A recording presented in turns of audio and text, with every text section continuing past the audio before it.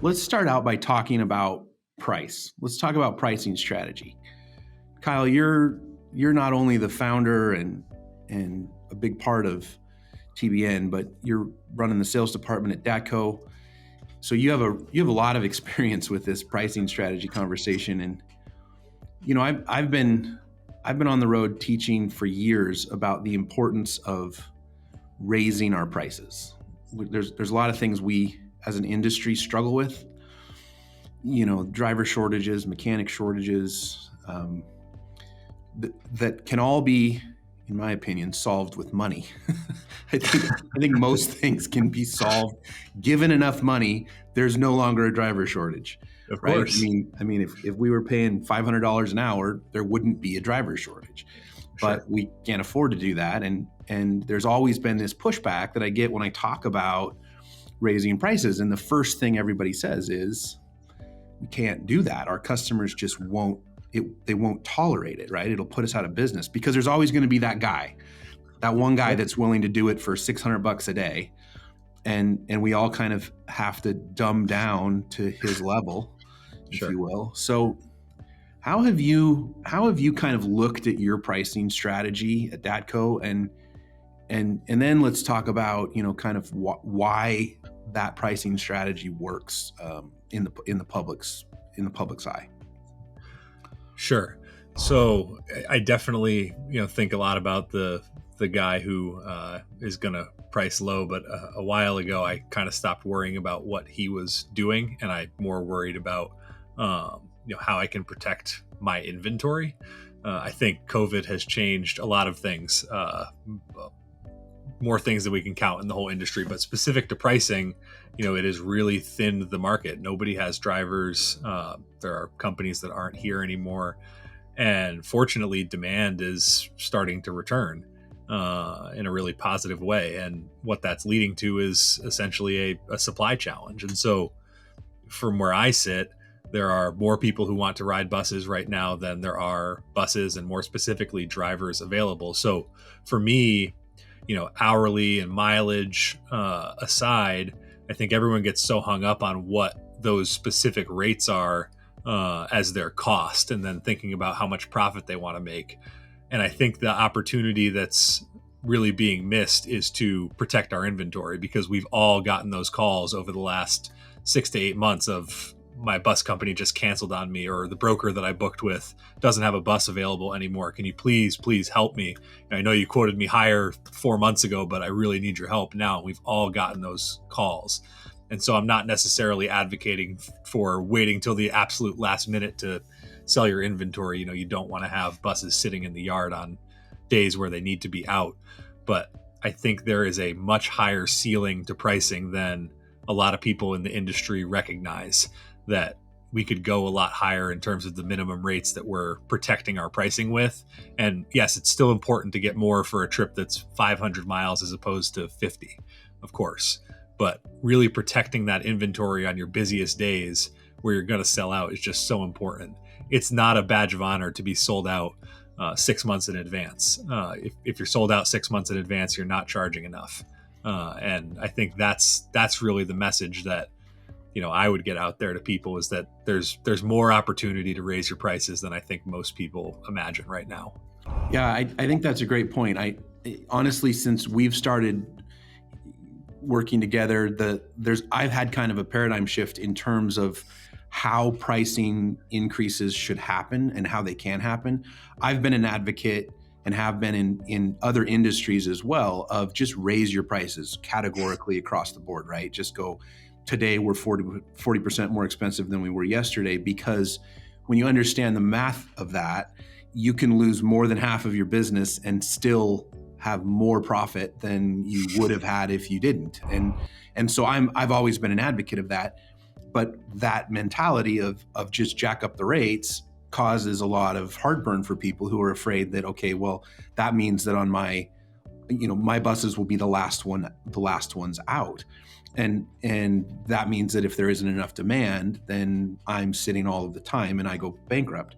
So that's the pushback. I really have liked, in talking with you, about this notion that this supply and demand crisis that we find ourselves in gives us the opportunity to engineer this based on demand curves instead of just a categoric increase. And so those curves that exist that are look, on these days people want this and it's a limited resource, all of a sudden means that you can charge more based strictly on people are willing to pay more. And I think that is, when we go back to this conversation about simplicity, I talk to a lot of people whose pricing strategies are, you need a NASA computer to run them.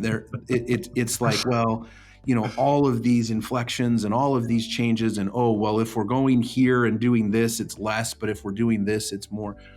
Look, I'm a fan of dynamic pricing, and I think that there's room in the market for pricing changes based on the type of work. Weddings, maybe we charge more than church charters, or vice versa, or whatever it is that your market will support. But I'm not an advocate of make it so complicated that you can't manage it. You can't change it, right? If the demand increased today a little bit, you can't really increase your prices because it's a battleship, and you turn the rudder and 6 months later something happens. Yeah. So I'm an advocate of simplicity. Talk me through kind of the simplicity that exists that you've created inside of DATCO for DATCO's pricing model. Yeah. So, when I look at our pricing, it's just a simple hours comparison to a miles comparison. And then like I mentioned before, I'm really trying to protect the days that I know certain vehicle types are going to be sold out or limited availability with a minimum price. I don't want a short airport transfer or to discount based on a location at all on those days, even if it means I can win business early, because I've used historical data and what we know about just demand strategy and how our industry works in terms of Saturdays and historically sold out days, to just look at what days do I know I'm going to sell out. And if someone decides that they want to book inventory from my competitor down the street, if it's early enough, that's a win for me, because there's only so much inventory in the market. There's a few hundred motor coaches that they can charter. And if they're taking their business elsewhere, we never want to lose business, but in that particular case, I know there's going to be,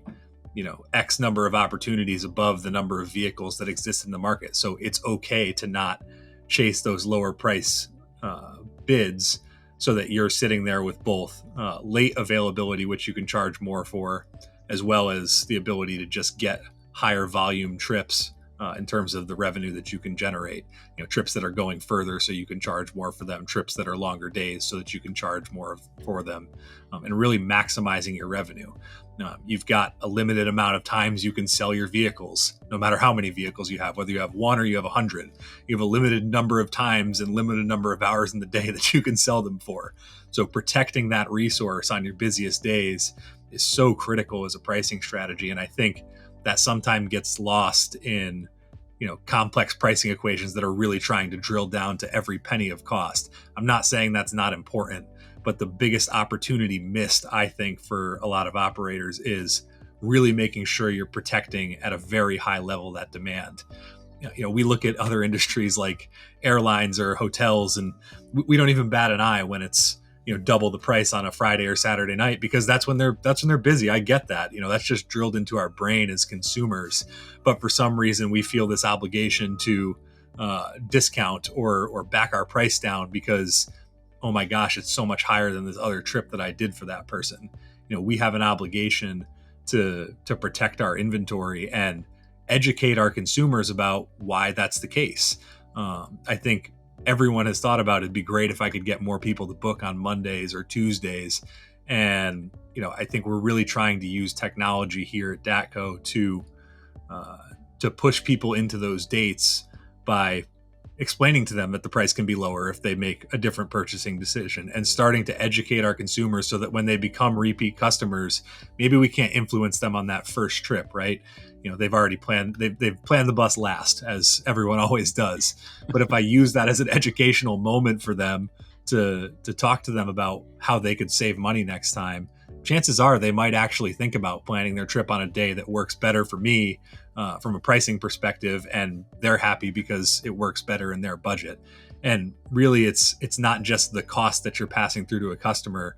I look at pricing and our pricing calendar as putting together a puzzle of availability and pricing inflections to try and get to, in each month is kind of the period that I look at the revenue that I ultimately want to be at.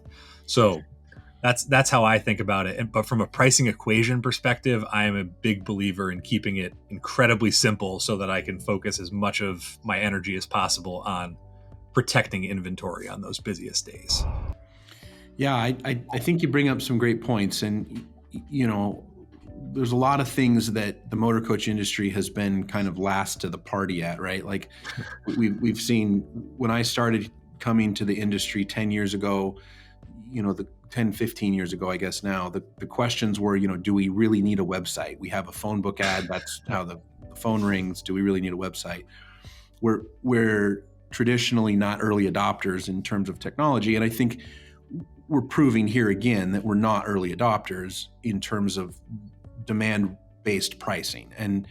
And demand-based pricing equals a couple of things. One, historic demand, right? Like like you said, if we're protecting our inventory on our busiest days, we know that Fridays, Saturdays, and Sundays are traditionally busier than Monday, Tuesdays, and the first half of Wednesday. So if that exists, then in theory those prices should be higher. But there's also that demand-based pricing around things like, hey, we know there's a big event going on this day. We know that the Super Bowl's come into town, and whether that's been historically big or not historically big, it's going to be big this year. That we have the ability to create those inflections easily. And I think that's right. The trick is that most times you sales departments are relying on kind of institutional knowledge by some guru salesperson that has been there for a long time, that the data lives between their ears and their ears only. And so if they're having a good day and they're really working for you, then they're managing that and they're doing a good job at it. If they're not managing it well, then you could be discounting on a day that you should be getting 20, 30, 40, 50% more for that same charter. And I think that's where, if we're really going to net out at the end of the year, what did a coach make us? I think that's where this opportunity to really engineer the profit margins is going to be a big thing for us. Talk a little bit about when we talk about managing cost versus the price that we charge. I think that one of the things that the 20 groups in the industries have done is they've created an environment where operators are very, very focused on cost. What is it that it costs us? What is our per mile cost? What is our per day cost? And I think that then they've kind of, by virtue of knowing that, you can say, okay, well, my per mile cost is whatever, $250 a mile or whatever it is. And so really I want to get $350 a mile. But there's an interesting component there because it takes the demand part of the conversation out of the equation. I'm an advocate of 20 groups. I think they're a fantastic environment. I think my experience is the people who are in 20 groups are better operators than those who aren't. And that's just categorical. But I will say this, that they spend so much time on what's it cost that they may miss the boat on how do we engineer this to be more? How do we base this on demand? So you're both a 20 group member and someone who's focused on demand-based pricing. Where did that happen for you? Where did you realize that, man, we have to start charging more and this is our path to doing it? Sure. I want to say first, I do think cost is important. And I think managing your costs is part of the equation towards profitability. That being said, to put this as simply as possible, there's only so low you can get your costs. And, there's no ceiling on what you can charge for your services. You may be able to shave a point or two off your costs on any given area. That's incredibly hard to do today, with prices of a lot of things going up right now. But you can only shave it down to by a couple points by being efficient. On the pricing side, there is really no ceiling on what you can do if you manage your inventory well, like I was talking about before. And I really believe operators would be surprised in this new environment just how much room they have left on the table to raise their prices. And some of that is a function of the climate right now and the supply in the industry. But I also just think it's a backlog of years and years and years of operators undervaluing their services. This is a industry that we know but have learned even more starkly in the last 2 years requires a lot of risk, a lot of capital investment, a lot of investment in people to drive our buses, and a lot of institutional knowledge. And I think certainly it's crystallized for me in the last couple of years, but it even started too before that we should be charging more for our services. We need to, as we talked about at the top here, make radical change to attract more drivers and staff to our industry and really reposition ourselves in, the transportation infrastructure of the country, right? And I think you can only get costs so low. So prices are the key to unlocking potential in terms of how much profit you can make, because you can only get costs to go down by so much. Prices, I've talked to operators who are raising their prices by over 100% on some days, and they're doing it just to try and get people to go away and not book the bus, and then they're shocked to find that, oh wow, they clicked request and they want to book the bus now. So I got to figure out a way to subcontract this or do something to serve this, because I'm making twice what I would have charged a year or 2 years ago. And so I think if I was speaking to any operator, I would encourage them to step out as far as they're comfortable into that. Try something new. Look further out into the future on some of your historically sold out or days you expect to be busy, and just put the price up higher than you plan to and see what happens. I think there is a whole new world out there of people who are looking to interface with our industry for wedding transportation and things that we've really seen grow, even as some other areas have been set back in the last couple years. And I think we imagine in our mind that consumers are way more price sensitive than they actually are. Again, they've been trained by every other industry to expect that things are just more expensive when you're doing a special event or when it's on a Friday or Saturday. Restaurants to wedding venues to hotels to flights to trains, everything is more expensive when demand is higher, or when you're reserving that experience for yourself. And we're not exclusive to that. So for new consumers to our industry who want that online experience, who want to go in and get a price, that's what they're looking for. Yeah. And that's what they're expecting. And if you can just meet their expectation, chances are they're not going to look any further. And I think that's a really valuable thing. Yeah. Well, and that brings up a couple of things for me. One is, we talk about demand-based pricing, and it's easy to use industries like the airline industry and the hotel industry because, I think it's really easy to see the parallels there. But almost every industry on some level is using demand-based pricing, right? And what's interesting is that, things like Amazon, it is more expensive to buy a turkey baster in November than it is to buy it any other time of the year. Right. And Amazon, if you go Google it, Amazon has gotten in a lot of trouble for using consumption patterns. So when you go to their website, if you're looking for a golf club and you consistently do it, eventually those golf clubs start to become more and more expensive as you look, because they know that you're on a buying path. Yeah. So there is a lot of precedent out there that says, if somebody, what is the cost of X, right? What is the cost of X? And the supply and demand based pricing says the cost of X is whatever a customer is willing to pay. That's right. And I think that as an industry, we've spent a lot of time managing the price side of things and looking at it comparatively with other operators in our market, right? So, when we talk about pricing, most of the time, the conversation comes back to the guy that's charging $600 a day. And sure. And so we're kind of in this backwater eddy talking about pricing instead of, well, look, that guy that's willing to do it for $800 a day has 2 buses. So great, let him sell his 2 buses and then let's charge 30% more. Sure. And I think the other thing that this brings up is the notion around tying our prices to our availability of fleet and drivers, because right now, not only do we have to protect our inventory, but now sometimes driver pool is more important than inventory. We have more inventory than we do drivers. So we have to start tying this back to our complete availability window, right, to say, look, it may be that on a Saturday, our rates are 40%, 50%, 60% more, simply because we don't have enough drivers to drive. And if we're going to do it, we might as well get paid for it.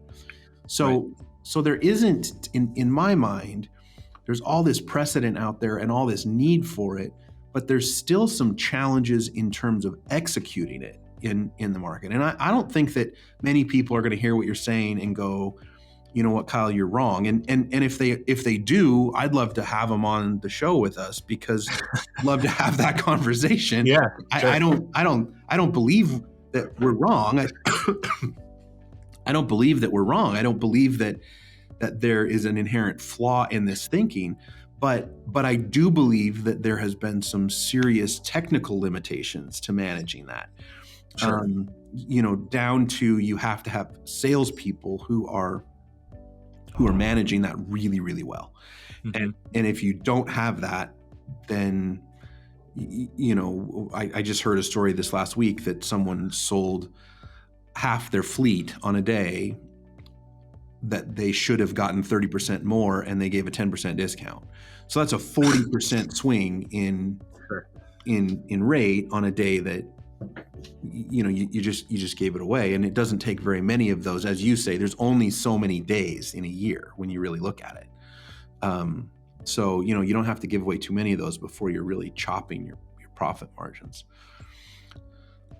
What do you think, from a technological hurdle, that there has been the limitation with this in terms of executing this strategy well? Yeah, so I think it's multifaceted. So I think there's the ever-present threat that we have of people selling our inventory for us and setting the market in a place that we don't want it to be, and that's brokers. And when I say brokers, I don't mean people who are out there generating more business for the industry, organizing large events and things like that. I'm talking, people who are out there representing themselves to be bus companies, selling, one-day charters, and making it seem as though they're going to be the one that shows up with the bus, and setting the market in the wrong place. I think the fact that operators have fallen behind on the web, and that is where the market is being set right now, has been a real detriment to the industry, and consumers who haven't interacted with the industry before are just not discerning enough to tell if this company that doesn't have any buses is actually a bus company or not. There's buses on their website. They're not going to come to the yard and inspect them, and they just expect one to show up on that day. And what I think that leads to is, just a lack of congruence between expectations of what the price should be, what the quality should be. And I just think it really creates a bad interaction with our industry in general. I think it's a threat to our business as operators. I just think it creates a bad customer experience when it's impossible for them to know what to expect when that bus shows up, because it's certainly not going to be the bus that was on the website. It may be a brand new super premium motor coach, or it may be something that's not. And something with aluminum panels that's going to roll in. That's right. Retro. Yeah. And at this point, it's vintage. We charge extra for vintage. That's well, right. But Kyle, I want to point something out about brokers, because with my time at Bus Rates, in working with that organization, we did a real deep dive into the brokers in the United States, particularly. There isn't, because of the regulations in Canada, they don't really suffer from that same ill that we do here. But sure. But brokers, on average, and this shocked me when we kind of dug through it. Brokers on average get 30% more than the folks that own the motor coaches.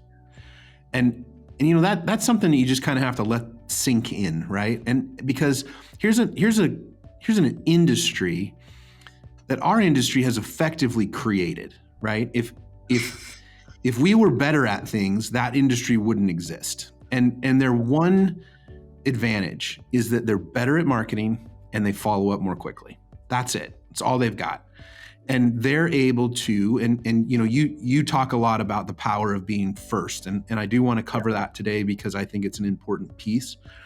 But the power of getting back to someone, to following up, to calling them on the phone and asking them if they can book. And they've realized that as a whole, and I don't want to throw any, individual, and I don't want people to hear this and think, well, this isn't us or you're calling me out or anything like that.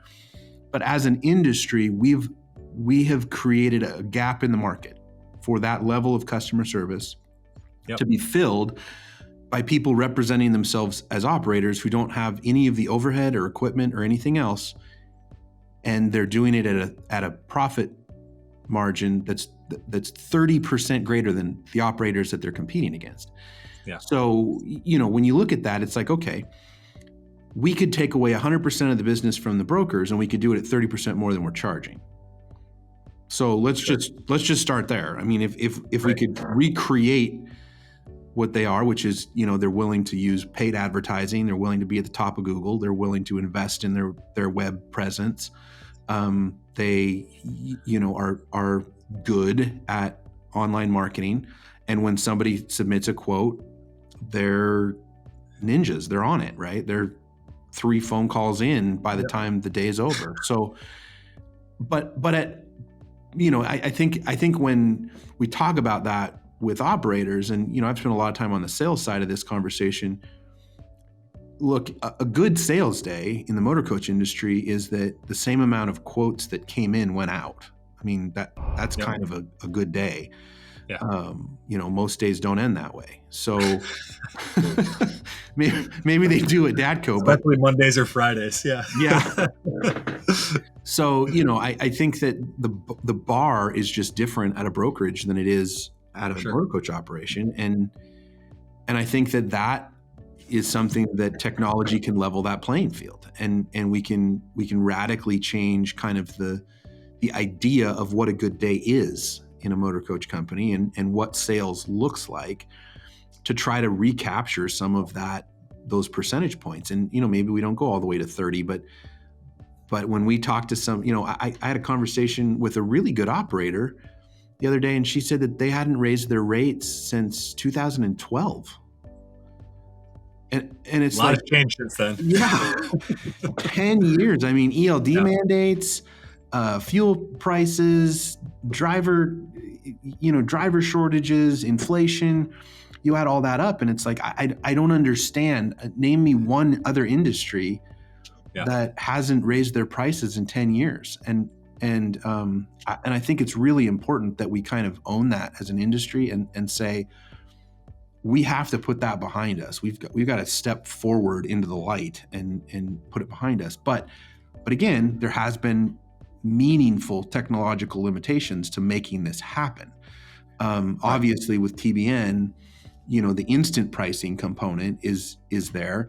You don't have to use instant pricing. You can just use it as a tool to radically increase the rate at which things are quoted and really reduce the manual inputs that are required for salespeople. Correct. But there is still, in a traditional workflow, a lot of room for improvement. So when you move Datco from your traditional get a quote, submit the data, follow up, figure out how much of the data is wrong, then send them a quote, then refine the quote. When you move from that model to the TBN model, what did you see happen in your sales department? So I think you touched on a really good point of you're not going to be able to get back to every single request, nor should you.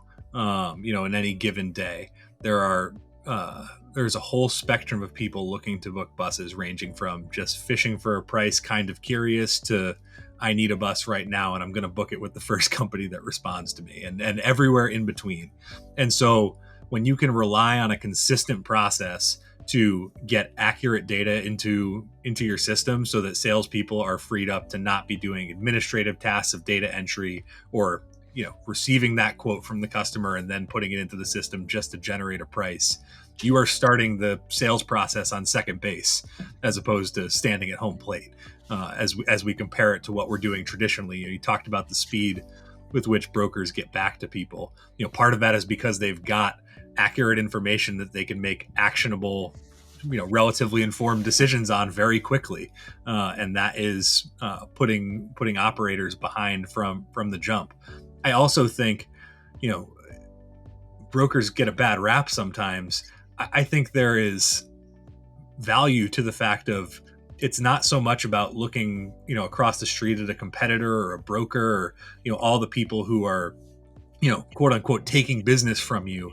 I think if we look at our ecosystem as an industry, on a lot of days, there really is enough business to go around. And my belief is that we should be focused on using, those methods of marketing that have been so successful for brokers and some larger operators to try and grow the entire pie of who wants to book a bus. I think cars and, other modes of transportation or just people not traveling or going on tours and vacationing domestically are our biggest threat, not necessarily the competitor down the street or a broker.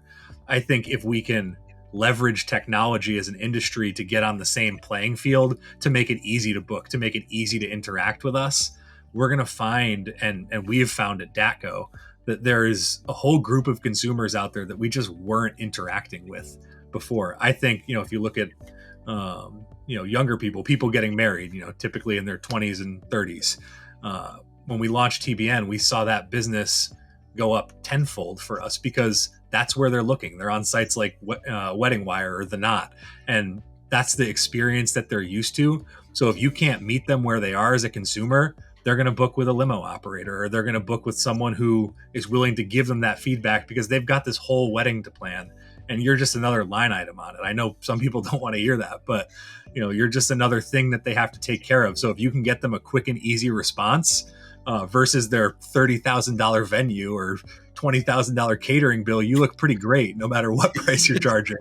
And so just meeting consumers where they are, I think, is such a big part of the technology discussion, and going back to how that changed our sales process. We're just a much more efficient group now out of necessity, right? We had the necessity of COVID and our whole industry shutting down, and we learned to become more efficient through technology to get those quotes entered with data, to get a price to customers quickly, but again, start the sales process ahead of most of our peers, so that if we do need to have a conversation with the customer about their details or their price or whatever it might be, we've already had 3 conversations before they even start looking anywhere else. We are in control of the sales process. I think you brought up another really interesting point, which is, you said on most days there's enough business to go around, and I think what's interesting about that statement, if you believe ABA's numbers, somewhere in the neighborhood of 40% of operators closed their doors during COVID. Many of those will never reopen their doors. Some of them have already relinquished their DOT numbers or actually gone through the process of shutting their business down. So I think that there was, on most days in 2019, there was enough business to go around, which comes back to this supply and demand conversation, that as the supply chain, or as the demand picks back up and the supply chain won't, the new entrant requirements in this industry right now are egregious. I mean, financing for equipment, insurance, just to name a few of the big hurdles that exist to get into the business. So, this isn't like a froyo thing where if a froyo place goes out of business, another one pops up tomorrow with a different name on it. We are going to see a supply and demand differential for some time, and it will, which goes back to our earlier conversation of the importance here of realizing that we are going to get busier, not less busy. We are going to see more demand, not less demand. We are going to see people who have had options dialed in with those people for many years that went out of business, that are scrambling, trying to figure out what they're going to do. And our ability not to price gouge, but to look at, to your point, to protect our inventory on the days we know are our profit days, right? They're like green light days. They're like, look, these are our days to make money, or these are our months, or whatever it is, but this is our moment. We got to go out and get the most we can.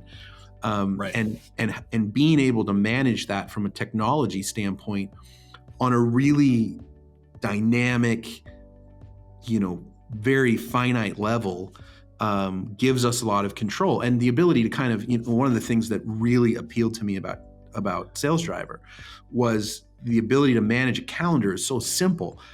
This is a high day. This is a low day. This is a high day for my motor coaches, but a low day for my school buses. This is a high day for, my trolleys and my mid-size coaches, but my full-size coaches, maybe not so much. Because those demand patterns aren't the same as I've heard you talk about in the past. And the importance of being able to manage that, not only technologically from a top level down, but to be able to quickly go in and say, hey, we just learned that there's a big quilting show coming to town that day, and we know that there's going to be a lot of demand, so we're going to raise that up. Or we've gotten 100 quotes for our 25 motor coaches for these days. We don't know why. They're not historical demand days, but we're gonna raise the rates because we can, because we're seeing that demand. So, I have never seen a technology, and I've been very involved. I've never seen a technology that allows for the management on such a quick and easy point and click, and then to know that it happened, right? I hit save, and from that moment forward, every quote that goes out is using that pricing.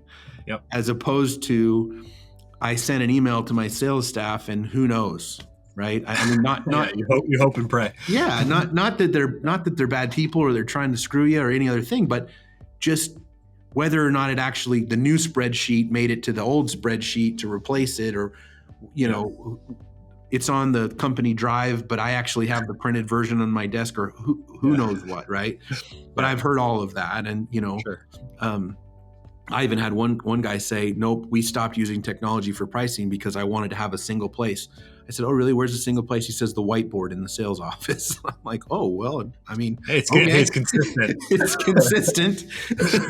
It doesn't give you the ability to go very far out, but it's consistent." So I think that's one of the things that excites me the most about this Sales Driver product, is just the ability for an owner or a manager to really control pricing into the future visually. And it goes back to the simplicity conversation. As long as your pricing calculations are simple, whether that's, mileage or hours comparison, or whether that's a base rate plus comparison, whatever that is, that simplistic mentality of this is what we charge, with some safety nets, like, look, on a multi-day trip, we want to make sure that we don't go less than X. But with those safety nets in place, and then the inflections go up based on demand curves and based on things that are tied to actual consumer demand, then all of a sudden, to your point, there really isn't a ceiling, and you can start to engineer the pricing based on what will people pay. I want to spend a little bit of let's talk just briefly here about the power of being first. Sure. Because both of us have talked about it. I think we've written some articles about it, but I just can't overstate the importance of this idea that being first, and I think being first means, to me, it means two things. It means, first, being the first one to give them a price.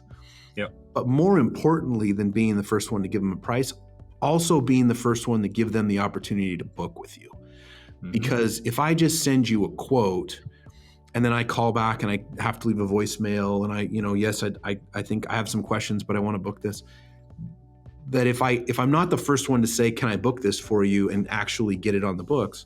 Yeah. But there's power in those two things. And I know you've seen it at DATCO. Why don't you talk about what that's brought to your sales department? Yeah, I think when someone goes online to to shop for anything. They want to get the response that they're looking for.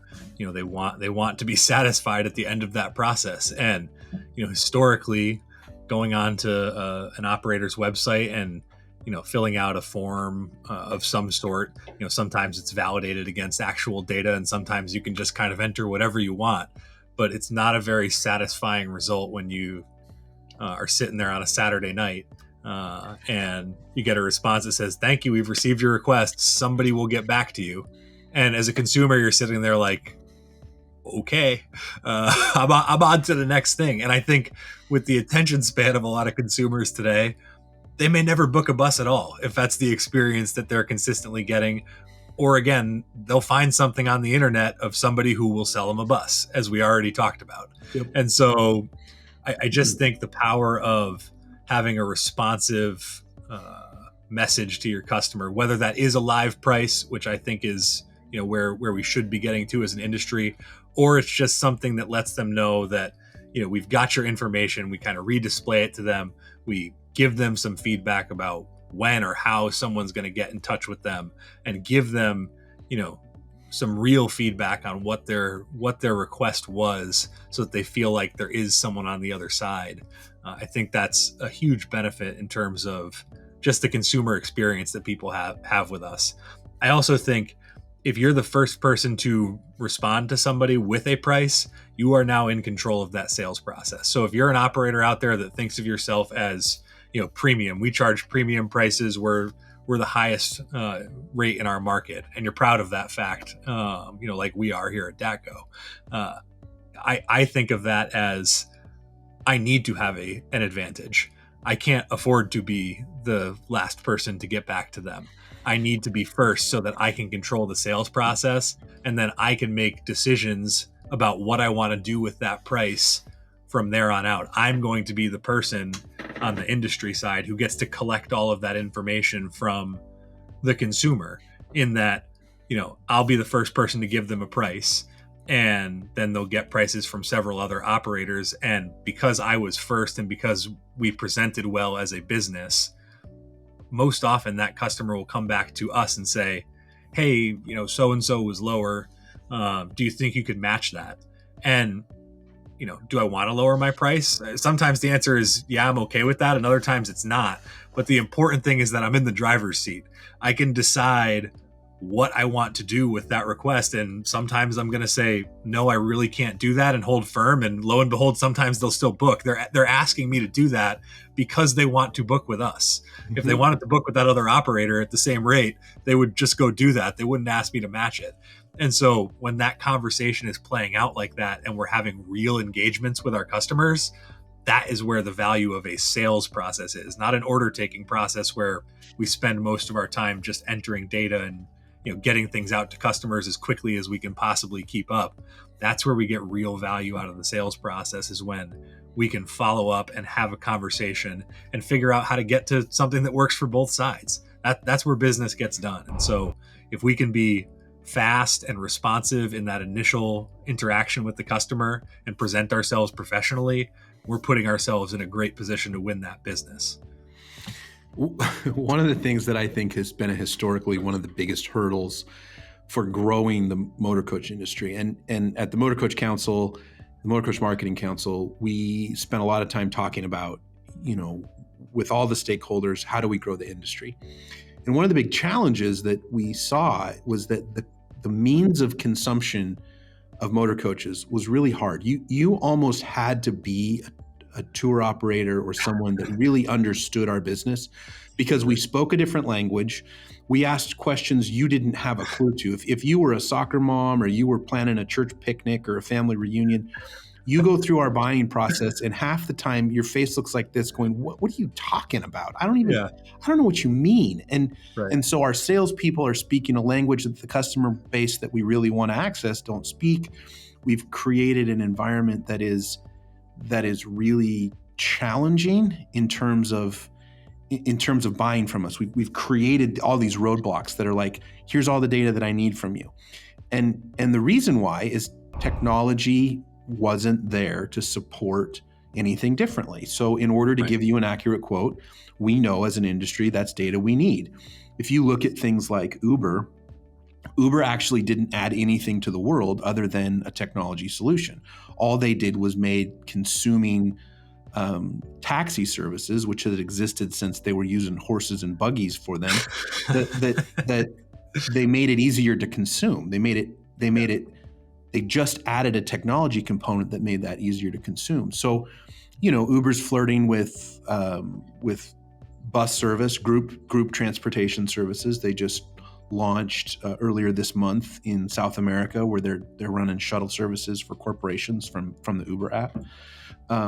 So there's people dancing around this idea, but that's one of the things that I think is exciting about where we're at right now is technology is finally there to change that paradigm. Now, to your point, look, if I'm sitting in bed at 9:00 on a Sunday, I can do a lot of things. I can do a lot of things, right? I can buy a new roof I can buy solar paneled roof for my house. I can, I can buy a car through some of these websites where they 2 days later it shows up on my, they shows up on a truck. House, right? It comes on a truck. I can book a vacation house in Rome, and I can get the price, and I can go through the process, and I can click book, and I can put in a credit card, and I can buy it. Unless I want a bus. And if I want a bus, I'm going to have to wait 3 days for somebody to send me a quote. I'm going to have to, get on the phone and talk to somebody. I'm going to have to, verify data. There's a whole different animal to doing those things than any of those other consumptions. And so again, we're just out of the standard. And I think that it's important to realize that as an industry, because as we solve those things, look, if I'm a tour operator, if I'm a receptive, if I'm someone who's accustomed to booking buses, I know what the day rate should be. I'm going to beat you up on price because I know this other operator might be able to give me this, and I may have a lot of business to give. And so, I can kind of maneuver my way through a pricing strategy. And, if I'm a tour operator, I'm making money on the margin between what you charge me and what I charge my customers. And so it matters to me to beat you up and all of those things. But in the consumer world, none of that applies, right? They don't know. I mean, a bride doesn't know the difference between an $1,800 day and a $2,500 day. And I would argue that in most cases don't care until they have 5 quotes that now they don't understand why one's $2,500 and one's $1,800. And on the surface, it looks like they're all providing exactly the same service. Goes back to the power of being first, right? If you're in control of the sales process, if they never felt like they needed to get another quote because they got everything they wanted right there on, in bed on Sunday night, they went through the entire process and then clicked the request this booking button. They've moved forward. They've moved on. They've checked the box for transportation, and those $4,000, $5,000, $6,000, $7,000, $8,000 just don't matter to them.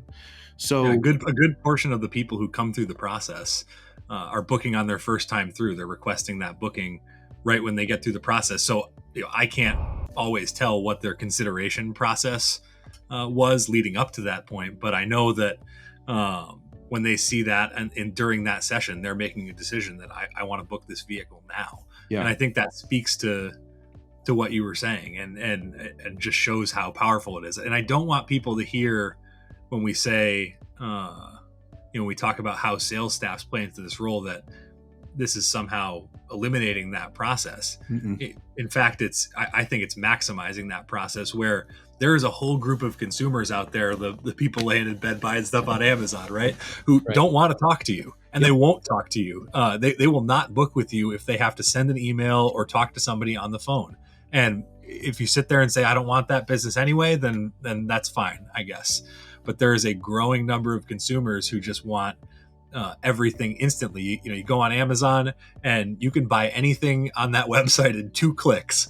And, that's not what we're advocating for here. We have to be a little bit more complex and get details, for what's happening before we can give an accurate price. But it is informative of, if you can get people what they're looking for and give them the response that they want, that their likelihood of working with you just went to the top, because most people don't have the time or the wherewithal to spend all day looking at, planning a bus trip. We're an important part of what people do as it pertains to travel and tourism, but they're not riding a bus just to ride a bus because it's super fun. At least not in most cases. Maybe my kids may like that, but most consumers are not doing it because they love riding buses. They're doing it in service of getting to a sporting event or getting to a concert or for their wedding, and they're thinking about planning that actual event. So if we're a roadblock in that, they're going to find another way quickly to do whatever they're trying to do, whether it's taking 50 Ubers or finding a different mode of transportation or just getting distracted and not doing it at all. Yeah. And so I think there's such an opportunity for us to grab consumers that are not even in the consideration process of how booking a bus fits into their life right now. But if we can make it easy and intuitive and in their language and something they're familiar with, I think we just massively increase the market share that's available to us in the travel and tourism space. Yeah, well, we're certainly an enabling industry, right? We you don't see people get on a bus and book a tour. We just want to be on a bus for 7 hours and drive around in circles. We want to go from A to B. Yep. And the farther we find ourselves in the background of having it be a good experience, but kind of disappears, like for a wedding, I used to tell people when I was selling, look, our mission is to make sure that nobody remembers. Yeah, exactly. That everything was enabled. It was all on time. And at the end of the wedding, nobody's talking about the transportation. Oh, there was a bus? Yeah, if you're talking about the bus, it's not because it was a good thing, right? No. You're talking about it because something went wrong. So I think that is important for us to realize. But, you touched on something that I want to talk about that I think is really important. Over the years, if I called any motor coach operator right now and I asked them how many salespeople they have, all of them would have an answer to that question, whether it's one and I'm it, or whether it's, our sales department has 2 or 3 people in it. The truth is that as an industry, for the most part, and I know that there are companies that are exceptions to this rule, but as an industry, for the most part, we've never had salespeople. We've had order takers. We've had people that took data, whether that data came through a web form or they talked to a customer, but they took the data, they translated that data into a quoting software of some variety, whether that be homegrown or, one of the legacy providers, and created a quote and then emailed a quote. I want to point out that what we're advocating for is not the removal of salespeople from the sales process, but rather a rethink of the sales process. That if you're driving from a technology standpoint, driving people getting a quote more quickly, there is still a lot of work to do for those who didn't push the I want this booking now button to follow up with them and get them closed. Part of being first is not just sending them an email, but if they didn't click that button and it's a piece of business that you really want, you should have sales teams that can, one, easily identify the pieces of business that you really want. Look, this is a 4-bus move on a Tuesday in November, and we need that business. We want that business. So we're going to follow up with those people. We're going to call them. We're going to ask them what they need. We're going to ask them for the booking, and we're going to turn our salespeople into actual salespeople. That their job now is to look at quotes and prioritize the follow-up for those. And then also to quote, look, TBN in the sales driver product is built with limits intentionally, right? We built it to say super complex quotes don't get quoted through the system automatically. And that's intentional because we understand the business well enough to know that there's no way that you can accurately produce an instant quote or even an automated quote for super complex trips because there's just too many moving parts, from driver relief to multiple days on the road to dump fees to there's just a lot of things that are difficult to calculate on a trip like that. So there's going to always be work for those people who have been order takers when those trips, when you run up against those barriers. And also, there's always going to be contract work, right? There's always going to be the work that you have with the booking the moves for the college athletic teams or the professional teams, where it's not about a price quote. You have a contract. All you're doing is gathering data and booking the day and putting it into the operational software. So I don't want people to hear that sales driver is some magic bullet that you can fire your sales staff, fire everybody and just set it and forget it kind of a conversation, because that's never been its intent. Its intent is really to make sales teams more effective and to give you the flexibility to drive up rates and ultimately increase bottom line profits. And I think that's an interesting distinction. And I know something you've seen at DATCO. What roles have you seen kind of shift and change on the DATCO side of things since you've launched Sales Driver? Well, I don't think any operator I talk to has as many salespeople as they want. So I don't think there's room today in the industry to see, the existing sales staffs that we have go anywhere. But I do think, talking to people, everyone is overwhelmed by, the task of demand coming back, and everybody, you said, I've talked to several operators who, I have a salesperson and I'm it. Right. And so, I think it's, figuring out how we can provide the best support possible to that process. When we have those complex trips that come through that require a ton of data entry, you have a 7-day trip with a long itinerary, I think people will be incredibly pleasantly surprised when they see how much work consumers are willing to do for you when you give them an easy process to interface with and use to enter all their stop information and enter all the details of their trip. And for, a long trip like that, I just think about every time I see one come through the system, how much time a salesperson would have spent going through all of those variations or adding all of those stops, or trying to deal with all the different things that, vehicle combinations or inflections that this customer wanted to see. And just like raising price is an opportunity, that can be unlocked through TBN, I think being more efficient is also being unlocked through this technology and freeing up salespeople to support our customers better. Customers don't value the fact that we have to enter all of the data into a system to generate a price.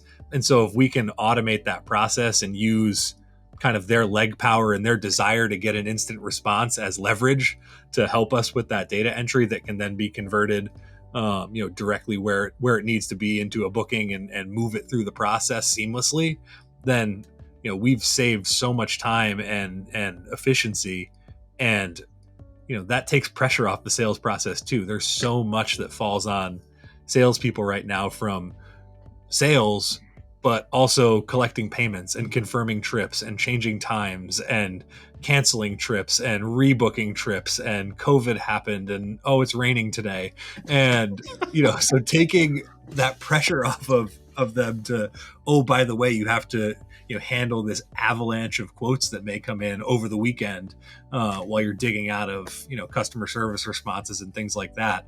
It's just such a benefit to have a steady process flow where everything's right where you left it. It's, can be filtered, it can be searched, it can be organized, and it can be tracked. And that all has an immense amount of value towards a more efficient, less all over the place process that I think is good for everybody. It's good for business, but it's also good for the people who are involved in that process and how they can prioritize their activities and look for those opportunities where sales are the most likely. So before we wrap up, one of the last subjects that I really want to cover is, you've talked about efficiencies, and I think in any business, managing efficiencies is critical. I mean, if one salesperson can do 3 times the amount of work, can handle 3 times the amount of quotes in a day than they could pre-deploying a technology, huge win. Reduces employee costs, reduces the exposure that you need as we see these things. But one of the things that we haven't talked about is you said at the very top of this, there's been 1,000 changes since COVID happened. And one of those changes has been the propensity in the industry for last minute bookings.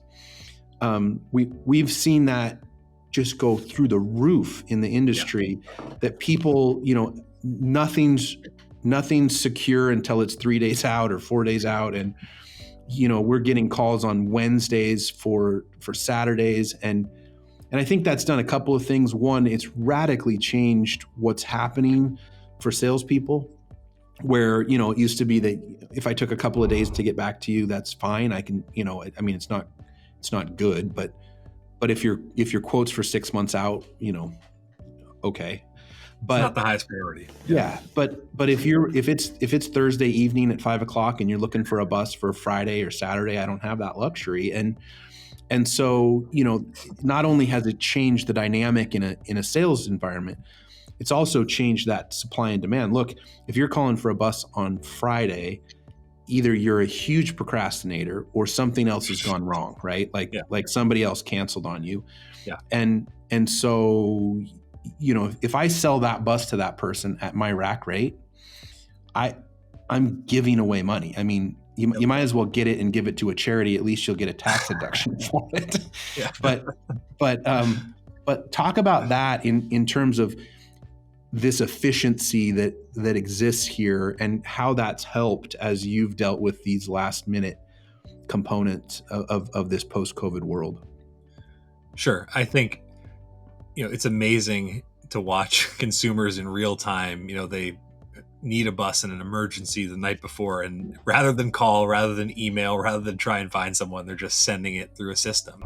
And we're meeting them on the other side of that. We have processes in place by which to see these last minute bookings. The main, quotes screen is sorted by departure date, and you can look and prioritize activities based off of how soon something is coming. To the point you made, quote 6 months from now is not nearly as high of a priority as a quote this Thursday. A quote this Thursday is like milk. It's going to expire soon, and I got to get to her, or that day's going to pass, and that's now going to become a missed opportunity. So, I think by increasing access on evenings and weekends and times where we're traditionally not there's just nobody on the other end until Monday morning, unless they call the emergency hotline or dispatch, who aren't salespeople. It just wasn't happening before. And that's coupled with, I think, the supply challenges that we're seeing now is leading to more last minute changes and cancellations, and people genuinely needing something at the last minute. And, above and beyond that initial sale, the thing that's been most exciting to me is seeing those people that we helped out in an emergency become repeat customers. The college whose company, dumped them at the last second, and they put a request in, as a Hail Mary through our quote system, and we helped them out that one time. Now we're working with them for all of their trips and have a multi-year contract with them. And so by meeting consumers in their time of need, you're potentially creating those relationships that are never going to use TBN again. They're never going to go back through the system because now they know you and they have a contract or set rates, or they just want to call and talk to you. And that's what the system is designed to foster. Yes, it's there to meet the people who don't ever want to talk to you, and the one of customers who just want to get a quote and be done with it. But it's also there as part of your sales process flow to move customers from someone who's just looking to book a bus to someone who you're actually creating a relationship with through follow-ups and by meeting their needs and by helping them out in those emergency scenarios. Because before, there just wasn't a means to get those in at the last minute. It was, thanks for your request, someone will be back to you. And if I need a bus, I'm still panicking at that point. And so, it's really been interesting to see the pressure get taken off of our remaining sales staff as we've implemented that technology, but also just how much customers enjoy using it and interacting with it, and what that's turned into in terms of repeat business. We actually have it set up for one of our customers where we set up their own custom portal. So they came to us and said, we really like this process. We have so much business that we have to quote, and we would like to get discounted rates, but can you set up a portal for us where we can send you all of our quotes and make it convenient for our entire university to just quote with one operator? It would make our process so much better. And we were like, yeah, sure. We could set that up for you right away. And we can make that happen. We set up an additional company in TBN, and it flows right into, DATCO and what we're already doing. And, I think there's going to be continued opportunities out there for things like that, where you use TBN as the initial gatekeeper to create a relationship and meet someone where they are.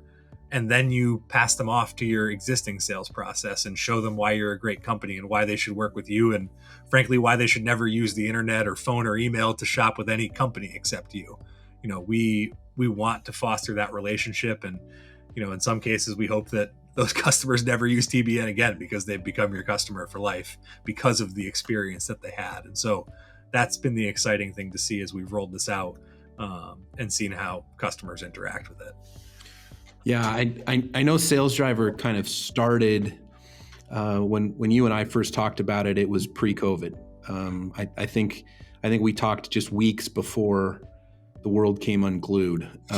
And I think what's interesting is that if you look now, and I keep saying post-COVID, and I know we're not, there's still operators that will bristle at that because they're still experiencing cancellations and things based on COVID. And I know we're still kind of in it, and maybe it's just my eternal optimism that's saying that we're in a post-COVID world. But in the world that we're in today, you're absolutely right that there's been a lot of changes. And some of those changes that have happened, we're seeing a lot of the, what I'll call bottom feeder operators, the ones that still exist that are the $800 a day kind of guys.